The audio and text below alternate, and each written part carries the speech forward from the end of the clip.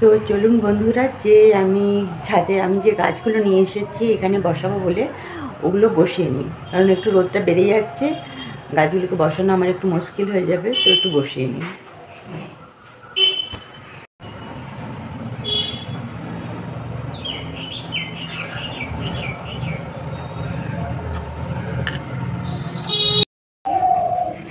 আমি এই অপরাজিতাটা এনেছিলাম, কিন্তু এটা এত শুকনো শুকনো হয়ে গেল। মাটিতে বসানো আছে, তাই তাড়াতাড়ি মাটিতে বসাই। এই ছাওয়া জায়গাটা বসিয়ে দিচ্ছি।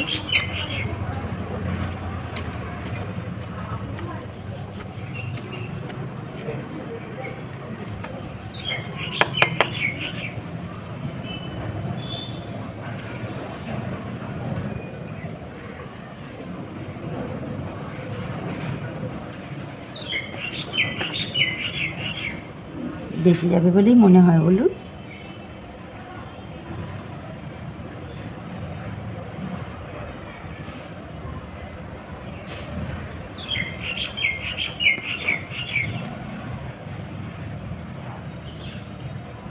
অ্যালোভেরা যেখানে বসানো হবে সেখানেই গাদা গাদা অ্যালোভেরা হয়ে যাবে। এখানে আমি একটা অ্যালোভেরা বসিয়েছিলাম, দেখুন ওখান থেকে প্রচুর অ্যালোভেরা হয়ে গেছে। কারোর অ্যালোভেরা লাগলে বলবেন, আমি দিয়ে দেবো। আমার এত এত অ্যালোভেরা ফেলে দিতে হয়, এইটুকুন জায়গায় কত অ্যালোভেরা করবো বলুন।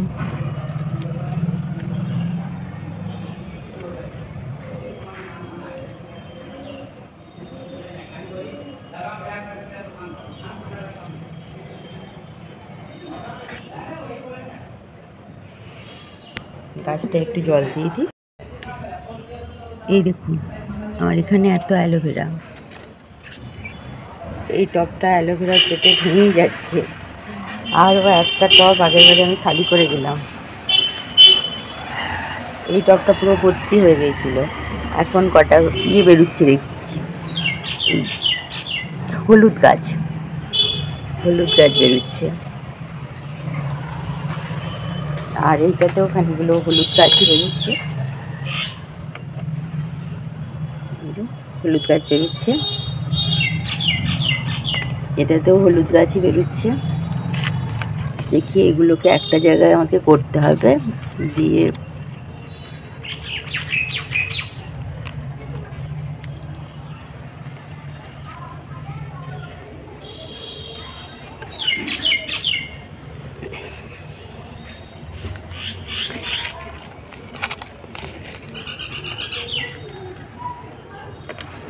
এই হলুদগুলো মনে হচ্ছে পুরুষ্ট হয়েছে,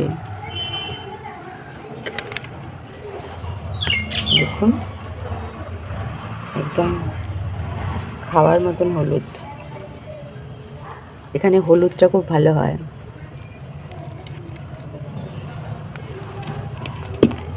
উবড়ার মাটিতে হলুদ, অ্যালোভেরা এগুলো খুব ভালো হয়। গুড মর্নিং বন্ধুরা, আপনাদের গুড মর্নিং না বলেই আমি ভিডিওটা স্টার্ট করে দিয়েছিলাম। তার কারণ বুঝতেই পারছেন, এতটা রোদ উঠে গেছিলো যে আমি তাড়াতাড়ি গাছগুলো পুঁততে আরম্ভ করে দিয়েছিলাম।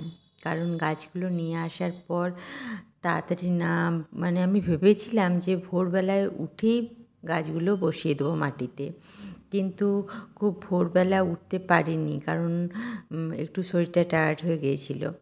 তো আমি একটু বেলা হয়ে গিয়েছিলো, হাজব্যান্ড ডিউটি বেরিয়ে যাওয়ার পর আমি গাছগুলো বসালাম। মোটামুটি ওই 8:30 9টা এরকম বাজছিল। তো 9টা এরকম যেহেতু বেজে গেছে, আমাদের যেহেতু রোডের উপরেই বাড়ি, তাই এত গাড়ি বাইকের আওয়াজ আরম্ভ হয়ে গেল যে আমি ভয়েস দেওয়াটা বন্ধ করে দিলাম। তো পরেই আবার ভয়েস দিতে হলো আমাকে। তো সেই কারণে আপনাদের সঙ্গে আবার আমি মানে নতুন করে ভয়েসটা দিয়েই কথা বলতে আরম্ভ করলাম। যে আমার হাতে যে এই রাজমিস্ত্রিদের কুড়নিটা দেখতে পাচ্ছেন, এটাই আমি পেয়ে গেলাম গাছ খুঁড়তে। কারণ আমি মোটামুটি এখানে যা সরঞ্জাম রেখে গেছি, মানে চটজলদি পেলাম না গাছ খোঁড়াটা, ওই জন্য এই রাজমিস্ত্রিদের এই ব্যাপারটা পেয়ে গেলাম। এটাও আমারই, মানে আমি টুকিটাকি কাজ সবই করি, রাজমিস্ত্রির কাজও করে ফেলি। রাজমিস্ত্রির কাজ অবশ্যই মানে ঘর বানানো নয়, একটু টব টব এসব আমার একটুখানি টুকিটাকি কাজ করা আমি দেখাবো, একদিন ভিডিওতে দেখাবো অবশ্যই। তো সেই সবের জন্য আমার টুকটাক হাতের পাঁচ একটা লাগিয়েছি, দেখুন খুলেও গেছে।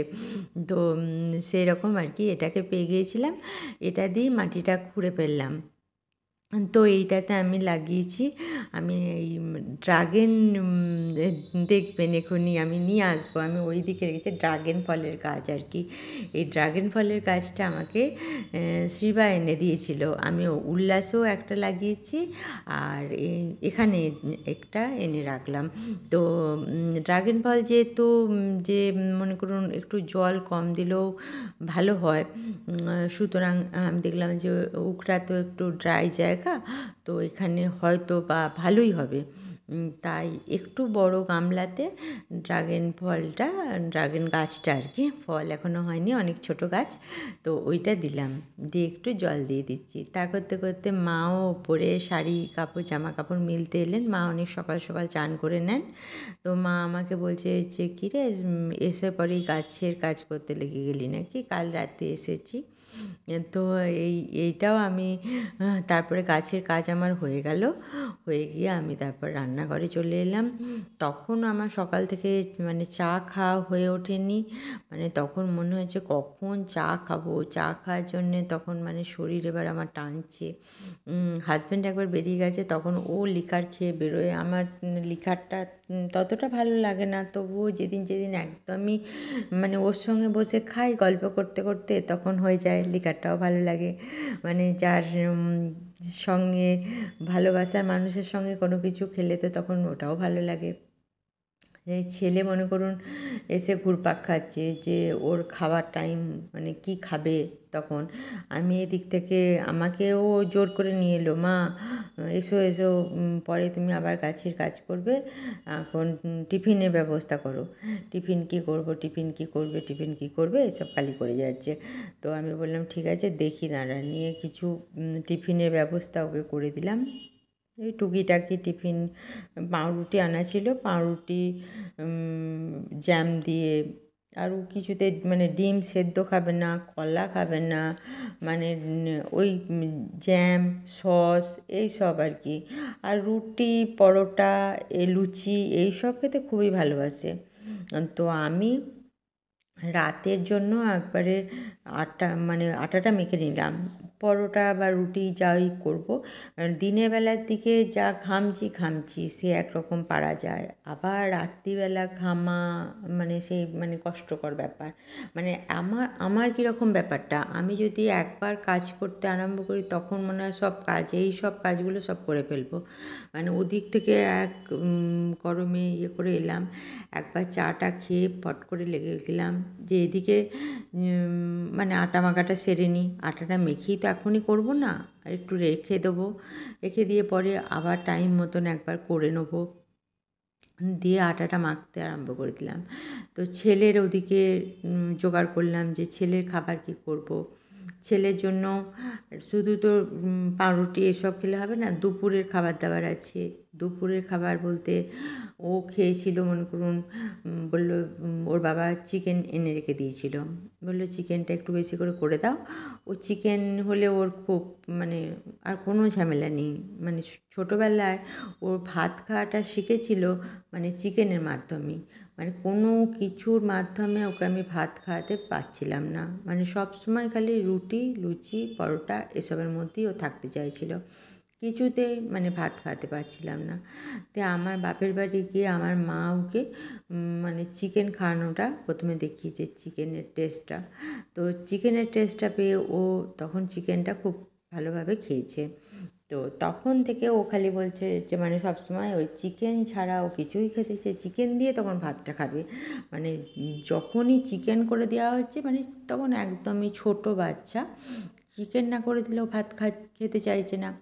আর মধ্যিখানে একবার হয়েছিল যে ওই রায়তা মানে টক দইটা ইয়ে সস মশলাটাকে কুড়ে পরে আর নুন চিনি আর একটা যে জিরে আর ইয়ে দিয়ে শুকনো লঙ্কা এটাকে কাঠখোলায় নেড়ে যে মশলাটা আমরা বানাই ওটা দিয়ে যে ইয়েটা হয় ওটাকে আমরা রায়তা বলি। তো তো ওইটা দিয়েও কিন্তু তখন একটা টাইমে ভাত খেতে ধরেছিল। আর তারপর থেকে ও রায়তাটাকে ছেড়ে দিল। তখন থেকে ও চিকেনটাকে ধরে ফেললো। যে চিকেন করে দিলে মানে এখনও পর্যন্ত চিকেনটাকে খুব ভালোবাসে। চিকেন ছাড়াও মনে করুন এখন আমাদের বাঙালিদের যেমন মনে করুন আমরা তো মনে করুন ইয়ে সবই মাছ মাংস ডিম এগুলো খাই। তো এগুলোর জন্য মনে করুন তো ওই জন্য ও এগুলো খেতে শিখে গেছে এখন। কিন্তু আমার যা মনে হয় আমি এগুলো খেতে খুব একটা ভালোবাসি না। আমার একটা কেমন খুব মানে আর কি ইয়ে হয় যে প্রাণী হত্যা করে নিজের পুষ্টি সংগ্রহ করা মানে একটা মনের কষ্টতে আমি ভুগি। জানি না আমার তাতে মানে স্বাস্থ্যকর হয় না ব্যাপারটা। আমি খেলে আমার সেটার ভেতরে একটা হীনমন্যতা বোধ কাজ করে। যদিও বা খাই মানে ডাক্তার বলছে বাড়ির লোকের চাপ থাকছে খাও শরীর ভেঙে যাবে ইয়ে হবে হ্যান হবে ত্যান হবে। কিন্তু নিজের মনে একটা হীনমন্যতায় ভুগি যে না খেলেই ভালো। একটা তো প্রাণী হত্যা করে খাচ্ছি, তার থেকে তো অনেক অন্য খাবার রয়েছে সেগুলো নয় খাই। কিন্তু এমন ব্যাপার হয় কি বলুন তো, বাড়িতে যেহেতু হয় সেহেতু আমি যদি না খাই তাহলে কেমন একটা ব্যাপার হয়ে যাবে যে আমি না খেলে ওরা ছেলেমেয়েরা ভাববে যে মা খাচ্ছে না, আবার আমার জন্য স্পেশাল করে কোনো কিছু করব। অনেক দিন আমি অবশ্য খাইও না। আমি না খেয়ে আমার খাবার ব্যাপারে তেমন কোনো মানে ইন্টারেস্টই নেই। আমি অন্য কিছু খেয়ে আমার খুব খাবার আমার মনে করুন আমি রায়তা আর ভাত খেয়ে নিলাম, ওটা আমার খুব প্রিয় খাদ্য হয়ে গেল। ওটা দিয়েই আমার খুব তৃপ্তি করে খেলাম। আবার দুধ ভাত আলু ভাতে এরকম। কিন্তু এখন প্যাকেটের দুধ বলুন তো প্যাকেটের দুধটা তো খুব একটা ভালো খাবার হয় না, ওই জন্য টেস্টটাও থাকে না, দুধ ভাতটাও ভালো লাগে না। আর হাজব্যান্ডের জন্য করে রেখে দিলাম যে ওই গোটা ছোলা ভিজিয়ে রেখেছিলাম ওটাকে সেদ্ধ করে একটু নেড়ে রেখে দিলাম আর কাঁচা পেঁয়াজ কেটে রেখে দিলাম, লঙ্কা কেটে রেখে দিলাম। ও ডিউটি থেকে এসে মুড়ি খাবে। আর এখন কী সঙ্গে করে নিয়ে আসবে আমার জানা নেই। এখন আমি বলেছি যে এই গরমের ভেতরে সব চপ সিঙ্গারা এসব কিছু নিয়ে এসো না, কারণ বাড়িতে এগুলো কিছু যে আমি যখন রয়েছি তখন কিছু একটা করে দিলাম তো ওইগুলো খাবে না জানি না। মানে পেটুক মানুষ আছে তো কিছু একটা হয়তো সঙ্গে করে নিয়েও আসতে পারে। আর ছেলেও খুব পেটুক আছে, ছেলেও বাবাকে আবার কোন সময় কী বলে দেবে সেটাও আমার মানে বলছি। আবার ছেলের জন্য আমি আজকে কালকে আমি খুব রাগারাগি করেছি যে কেন এসব বাইরের খাবার খাবি। ছেলের জন্য আমি পরোটা করে রেখে দিয়েছি, তো ওই জন্য পরোটা আর আর আলু ভাজা এসব করে রেখে দিই। আমার এখানে কাজের মেয়েটি খুব ভালো, ও ঝর্ণা ও কাজ করতে এসেছে, ও সব মোছামুছি করে দিচ্ছে ঝাঁট দিয়ে দিচ্ছে। তো এখানে এইগুলো এই মেয়েটি বেশ অনেক দিন ধরেই করছে। আর উখরা তো মনে করুন আমার তো 26 বছর বিয়ে হয়ে গেছে, আমার অনেক দিনকার এখানের সঙ্গে মানুষের সঙ্গে পরিচয়। তো অনেক কিছুই সুবিধার সুযোগ আছে। বর্ধমান তো আমি 1 বছর হলো গেছি, তো সেই জন্য এখানের সঙ্গে একটা অন্যরকম আমার পরিচিতি।